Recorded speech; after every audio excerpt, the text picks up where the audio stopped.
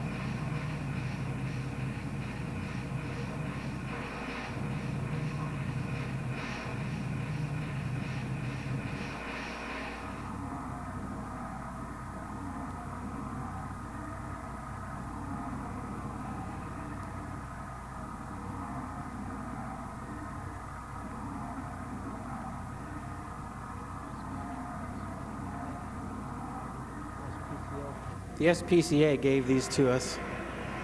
They gave us 10 dead animals. They picked them up.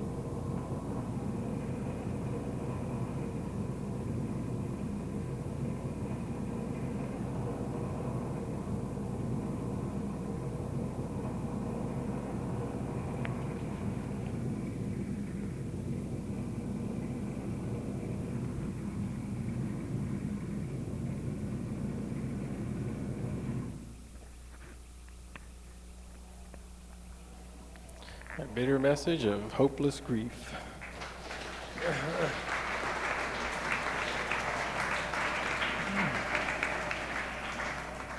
Well, anyway, that was a film project that we did, and nobody had a trust fund, and we didn't get any grants for it or anything like that, but we did manage to get it done, and just let's let these titles go. Everyone loves titles here. I'm going to turn it off.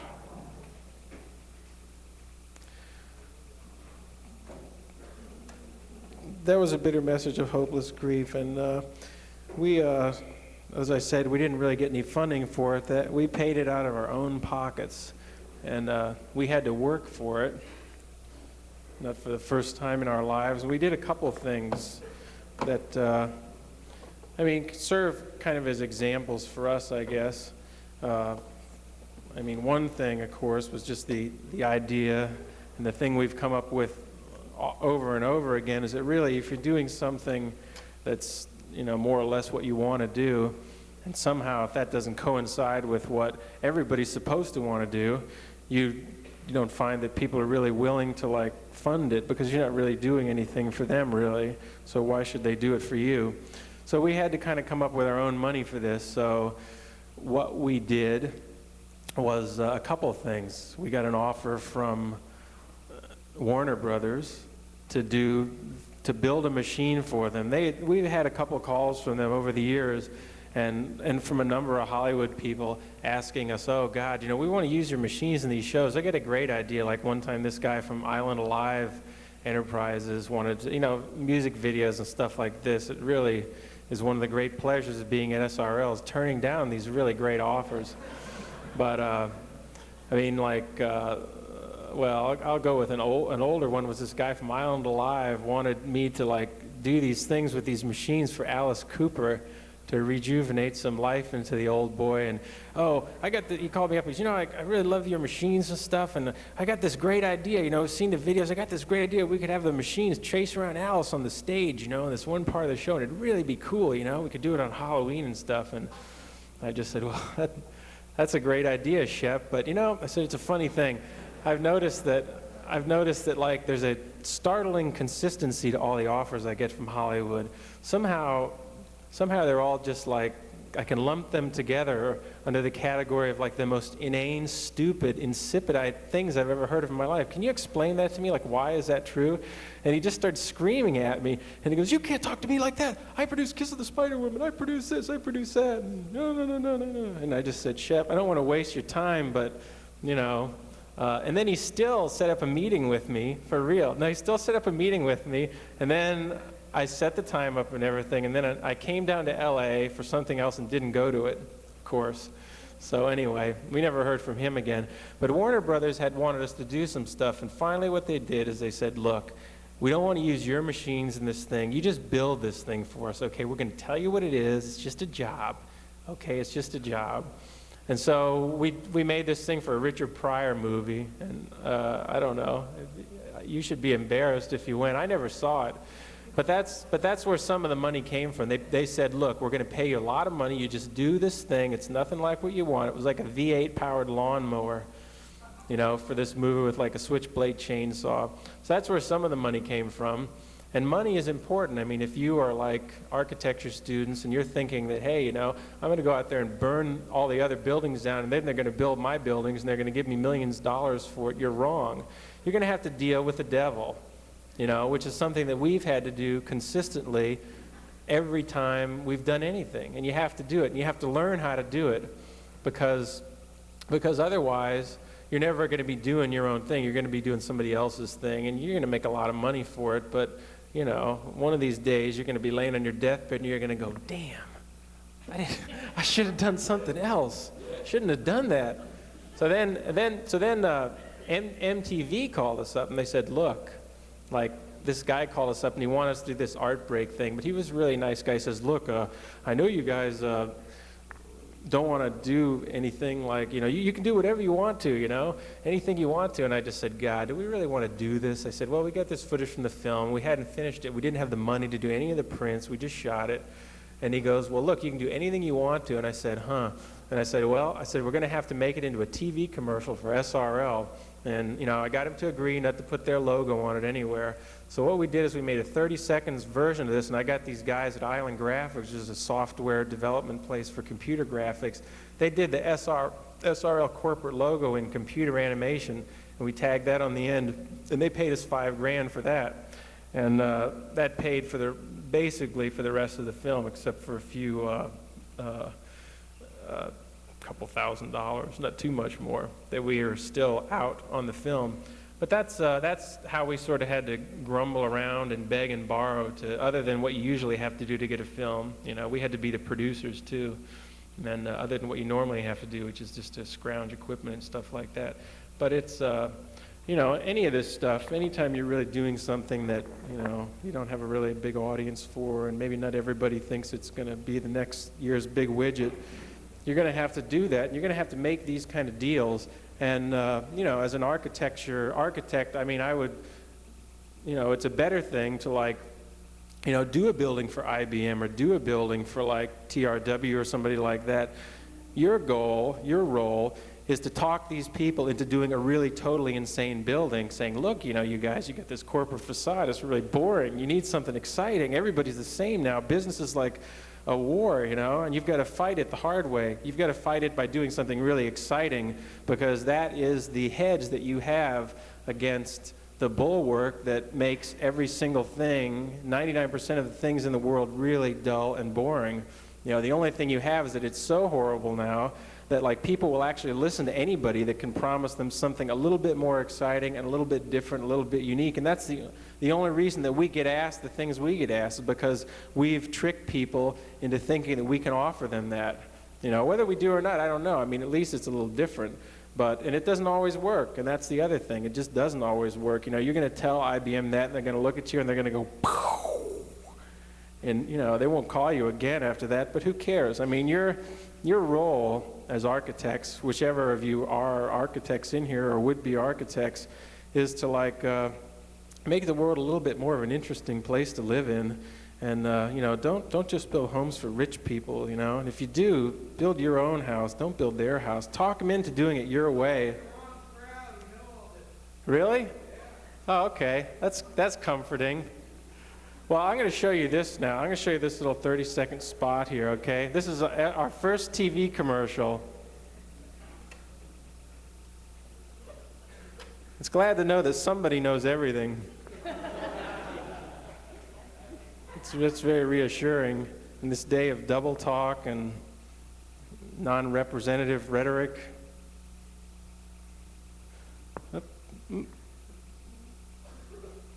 It's only 30 seconds long. It's like a tap. Up.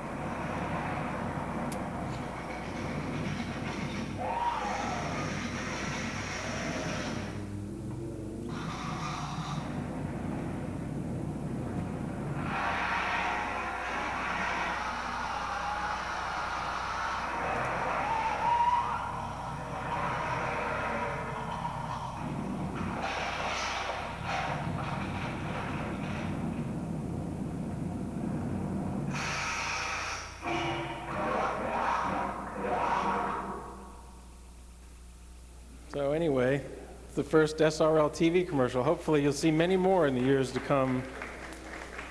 None of them representing any particular product you can pin down, because that's not really what we do at SRL. We sort of, just want to mirror an attitude, a way of looking at things that we have that's pretty non-specific in and of itself.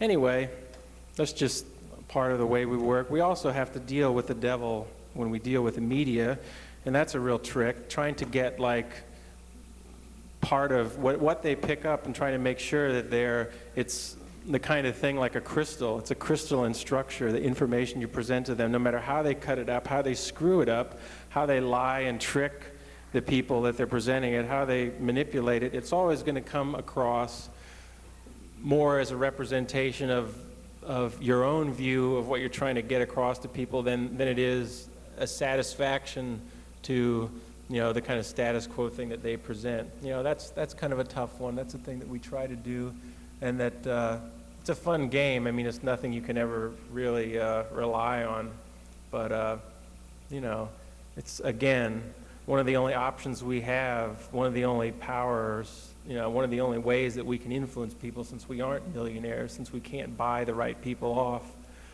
Being able to get press and using that as like a tool, a bludgeon, to get yourself into places you wouldn't be is a thing that we do. Does anybody have any other questions here?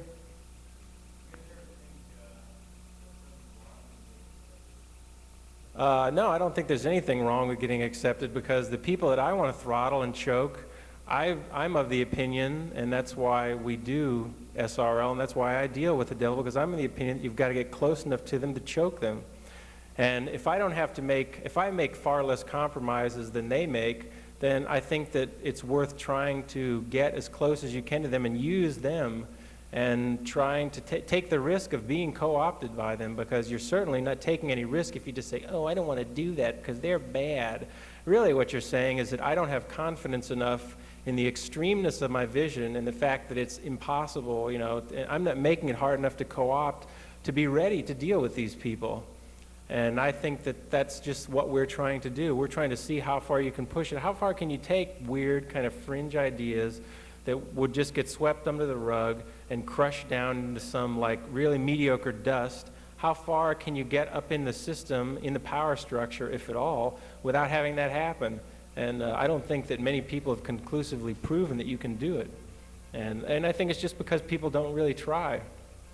Because people are lured by other considerations, like all the, you know, money. I mean, people like usually, I mean, when they get to the level of really being skilled and really being capable people, they lose those youthful illusions about all the great things you can do with that power by the time they get it. And I mean, that's why we live in a place like San Francisco, because in San Francisco, there's nobody there to buy you off. There's nobody like trying to like take what you do and market it. It's a very sort of it's a kind of place where people just can't get at you that we're going to really buy into what you do. I mean, it's not New York, it's not LA, it's not like, I mean, if I came down here, I'd be working in the film industry. If I was in New York, I'd have to pay my rent somehow, which would be exorbitant, and I'd probably be out there selling it and doing things that I just didn't want to do, and I might not even remember that I didn't want to do them after a while. If a museum offered me a show, I'd make them a counteroffer. And if they accepted the counteroffer, I mean, that's, you know, it's like you've got to bite the hand that feeds you. If they're going to let me take a big bite out of them, which it frequently happens with people that produce shows of this, that's okay, you know. I'll take the risk of dealing with them if they'll take the risk of dealing with me. And, you know, I have confidence that we can come out ahead. You know, I see it as like a really cutthroat thing. It's like a scary thing to do. It's a dangerous thing to do, dealing with those people. But it's great to be able to screw them over. It's one of the real satisfying things in life, to make somebody look like an idiot. And it's great to like have the police call them afterwards and hassle them. The things that scare them, you know, the things that really scare people like that, bureaucrats, when the police call, you know, and oh no. I mean, that's the job of SRL, is to put people on the spot that are in institutions. And I mean, I think it's, you know, again, it's a choice we've made, that it's better to do that than to just like stay in some sort of a little, you know, self-generated swill of the underground, you know, where like 5 or 10 people are going to know what you do and think, wow, that's really great. They're real rebels, man. You know, pick up a guitar and bang.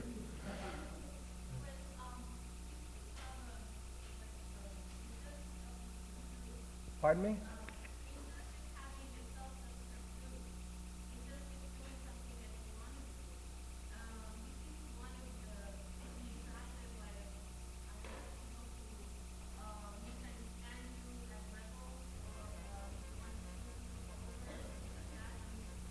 I don't really consider it screwing them over. I consider it doing them a big favor. You know, here are people, look, the status quo is an insult to me, a personal insult. You know, when I see things done in a way that I hate, It makes me mad, and that's healthy. And and it makes me want, not only just mad, it makes me want to do something to them personally. People that, even if it's not really their fault, are upholding these bastions of the status quo.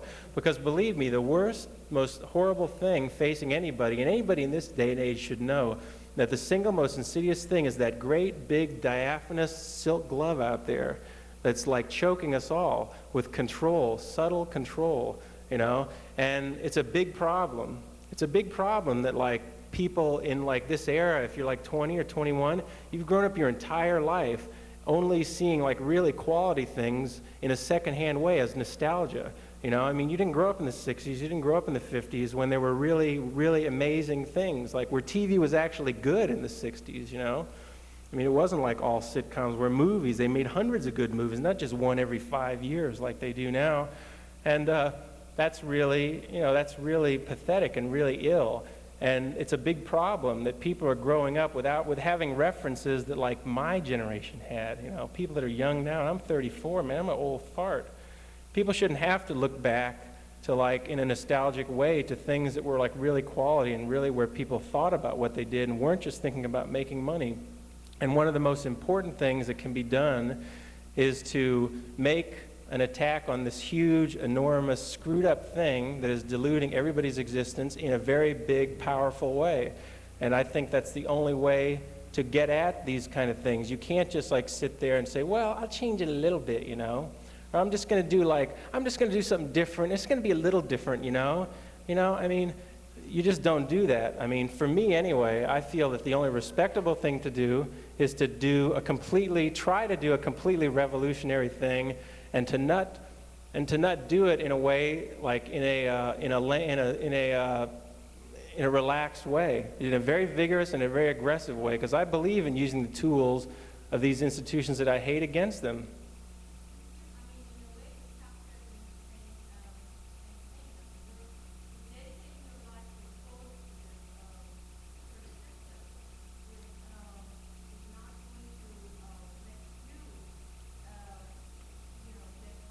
That's not true. They're allowing us to get higher every minute. That's crazy. We're using their own rules against them.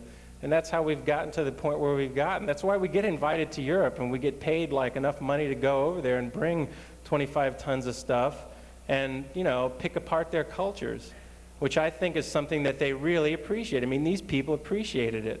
I laid out step by step in the media, which was very cooperative over there and very naive. I laid out exactly how we were going to pick apart their existence, their cultures. And they really appreciated it. They said, this is great, you know, like we've never seen anything like this. This is a very professional presentation. You know, it's not like, you know, I could just be like, I could strip all my clothes off and go out in the street corner and scream that I hate everything, you know. That's one way to do it, but the difference is that we keep our clothes on and we don't even appear, you know, we make a system that's compelling enough and far more interesting than we could ever be as people, and try to get our ideas across in that, while at the same time indicating that we really know what we're doing. We're experts in operating and devising these things. And that's how you get at these institutions. You gain respect, you gain power by showing that you know how to do these things, that you know their game as good as they do, and you use it against them. And maybe it's not effective. Who can really say? Maybe it is just another lie and another scam, but you know, it's something that I believe in enough to spend 16 hours a day on it and not get any money. Maybe it's a total delusion, but sometimes the delusions are the examples that are the most interesting, and at least they have been to me.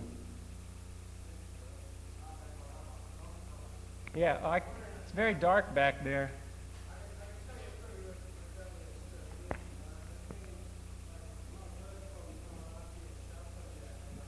That's very unlikely. It doesn't really happen very much. People tend to ignore me if they know who I am or avoid me.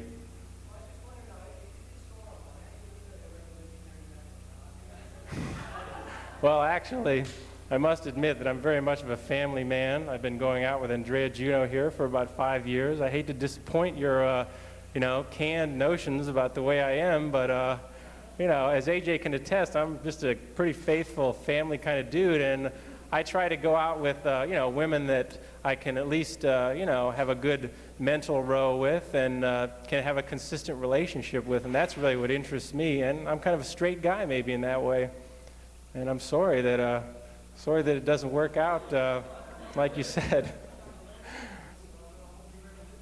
Oh, okay. Well, you have to meet a woman that's your equal first. That always helps. Helps cut the balls down a little bit.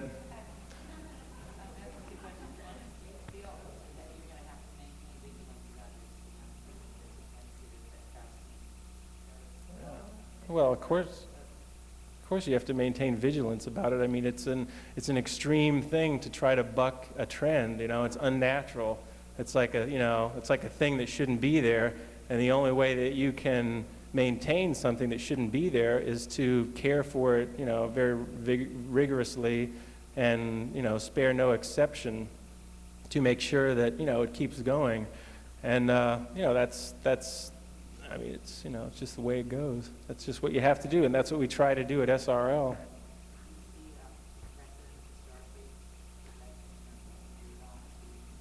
Do I see a what?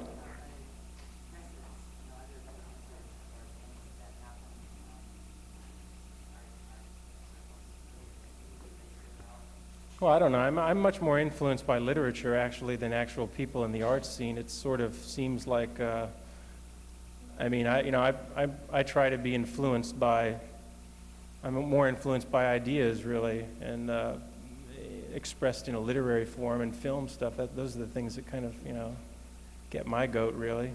Rather than other visual artists. I don't find much that I can relate to in most visual art. Sorry.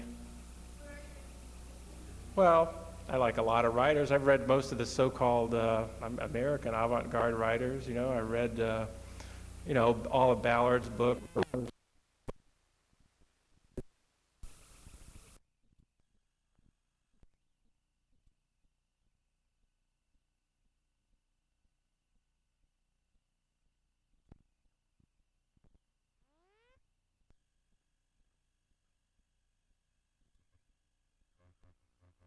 That's something. But you know, I read lots of different people, and I always look for a certain thing in them. I look for something, you know, it's like I'm selfish as anybody else. I read things, and I look for something that validates my opinions and attitudes about the world. And a lot of different things do that, but a lot of different writers do. And I mean, I don't know. I guess I could list off all the names. Maybe. I guess you're supposed to do that when you know it's going to make them sell more books. But those are some of the people that have influenced me.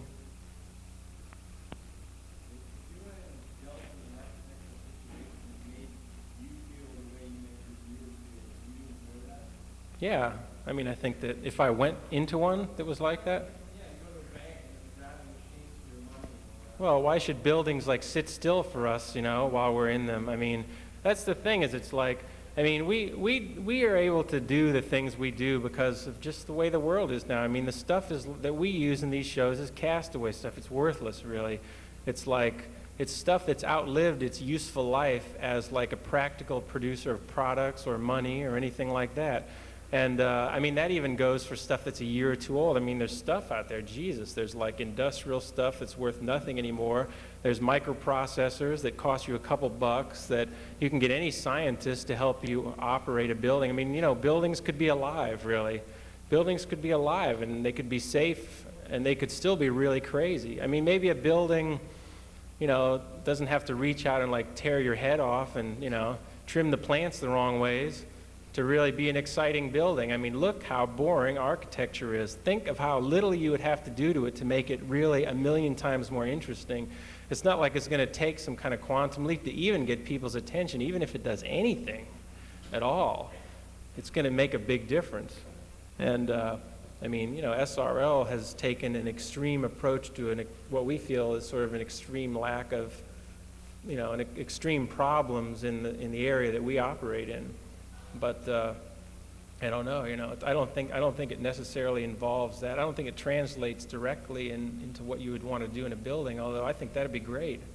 It'd be a great, you know, be great to be in a world. I mean, it's inevitable anyway. I mean, pretty soon we will just be bystanders in a world where things happen a million times faster than we can comprehend or even care to watch. But why not just hurry it along a little bit more by designing the buildings that we live in to represent the incomprehensibility of and the way that things change so fast around us? I mean, you could do that, and you might even get it passed by the building inspector if you paid him off a little bit.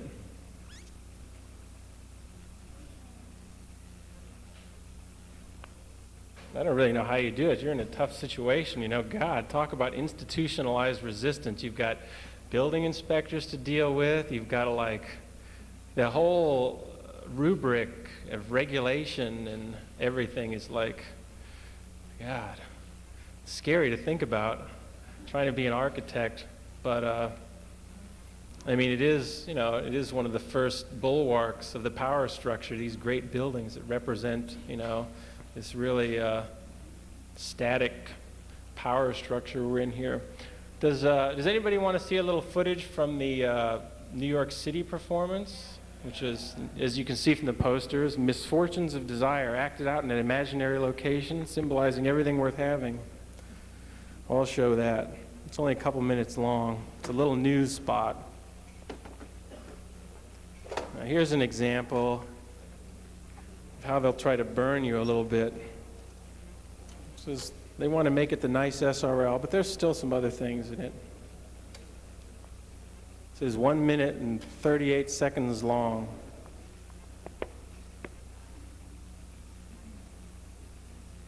This is the world of survival research laboratories, a bizarre performance art environment filled with noise, fear, and infernal machines. SRL was started in San Francisco 10 years ago by Pauline, a man with a taste for mechanical menace and a desire to turn that taste into art. We're sort of moving towards a situation where we really try to create, a real imaginary world for the machines, a real sort of fictional world. In 1981, Pauline was joined in his SRL endeavor by Matt Hefford, a guy with a similarly anthropomorphic attitude toward all this ominous machinery. I like to think about it as a little grumpy old man or something that maybe had a little too much horsepower behind him, and basically they can get out of hand. Just how out of hand SRL's equipment can get began apparent a few years back, when Pauline lost several fingers on his right hand in an explosion. That's money right there. Really good counterfeit money. Offset printing. Extremely cruel practices and an epidemic of fear. And the cast of characters is entirely mechanical. Although allied with such industrial artists as Lloyd Rice and the German band collapsing new buildings, SRL puts on performances that are literally like nothing else on Earth. This is real heavy metal, and as far as Pauline is concerned, a lot more interesting than real life. I just think it's amazing that finally we're getting to the point in our culture where the machines and the devices that we've been able to fabricate for ourselves are more interesting than the people that we know. So that's what they'll try to do to you. Be careful. But the things that you saw exploding there was money. We had leaflet bombs. We had $3 million of excellent counterfeit money, just to show you how irrespective you can be of laws.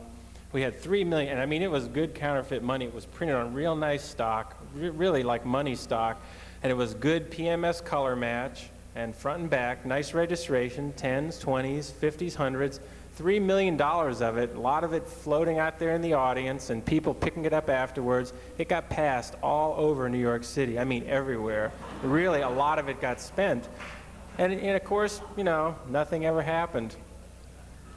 Again, that was like a thing that I felt we had to do at that show. It's an example of our commitment to trying to make sure we present, a unified expression of what SRL is about. I mean, here we were working with these real staid and stolid art organizations in New York, out of Shea Stadium. It was all cut and dried, and I said, we've got to have something like that. What if they do something and screw us over, And of course, they did. They really fucked us. The firemen came out there 2 days before, the fire chief, and it was supposedly all set up, and Mr. Vendetto came out there with all his Sicilian pals, and he said, I want you to move this stuff 150 feet away from the show audience there. And Lieutenant, you get 10 men out here, armed men, and we're going to put a police barricades in front of the audience, and you want to have men on either side blocking the audience from getting any closer.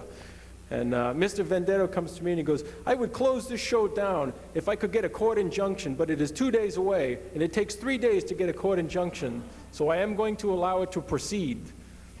And then I told Mr. Vendetto that my name used to be Paolino, or my dad's name. He changed it in the Navy, and I said, it used to be Paolino. I'm Sicilian. He goes, really? And he looks at the guy next to him, and he goes, well, what did your father do? And I said, he ran a couple nightclubs in Tampa. And he goes, really? He goes, that's very interesting. He goes, I'll check on that.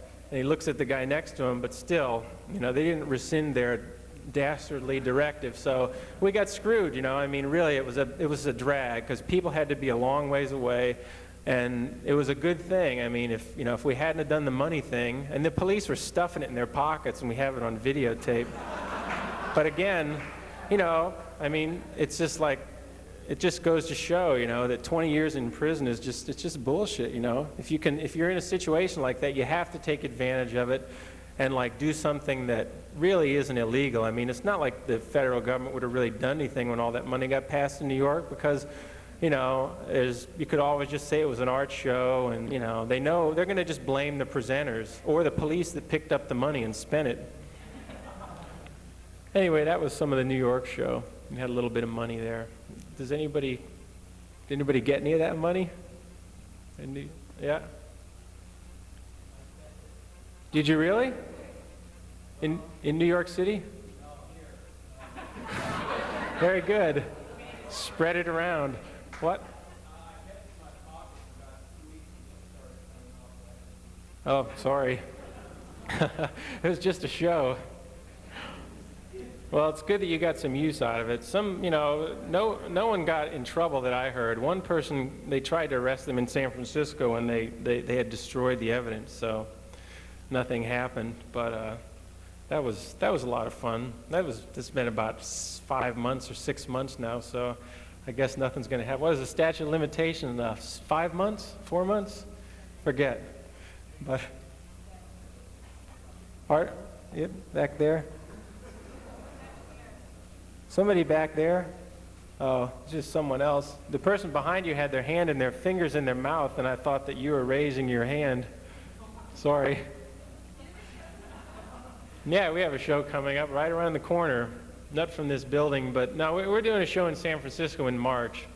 There's a confluence of freeways between 3rd and 4th. Any of you that know the wonderful South of Market area, there's a confluence of freeways that's about 200 feet wide and about 900, 800 feet long. We're probably going to get that from the state, because we can get free insurance through John Reese, who's UCLA, so they like stuff like that. The state gave us the building to shoot the film into. We've had pretty good luck with them. But that's the next thing. Other than that, we've been invited to go to Japan to do a performance at the Art and Technology Biennial in Nagoya. So we're working on negotiating that out. So we may end up in Japan, which is definitely be one of the greatest places to be. I can't think of a place where there's more rules and rigid regulations than any other place on earth. So it would be fun to, I think, show them the American style. So we'll see. We may end up there for a little demo thing. I'll do a nice lecture presentation like this, and then we'll say, well, would you like to all come out into the parking lot here? We'll be having a demonstration live. And I'm sure everything would be fine. I'm sure it'd be okay. I don't know. I mean, does anybody have does anybody want to see anything else? What else is there here? Nah, they don't have really too much more video stuff. And yeah, if you'll stand on your head and watch it.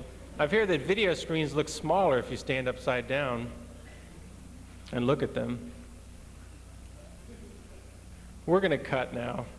My spin controller here, and we have them too, we use the same techniques as the Republican Party has to make money to come here and do this lecture. So my spin controllers tell me that everybody's getting tired of this. So if anybody isn't, they're going to have to come ask questions in person. But you can also corner Andrea Juno, the editor of Research Magazine, and you can find out all about the incredible new products that Research Magazine is doing, the Modern Primitives book, a reprint of The Torture Garden, which every member of the effete elite, or whoever thinks they should have read. This is a really great book. And what are some of the other ones? Can I say anything else? I guess I better not give away any secrets. And John Reese is going to be finishing up this European tape, and that'll be probably, we'll have a showing here, the whole thing with the effect stuff and the sound stuff in it and things like that. And you can ask him how he does it too. Any tricks. But anyway, okay, that's it. If anybody has anything else to ask, thank you very much.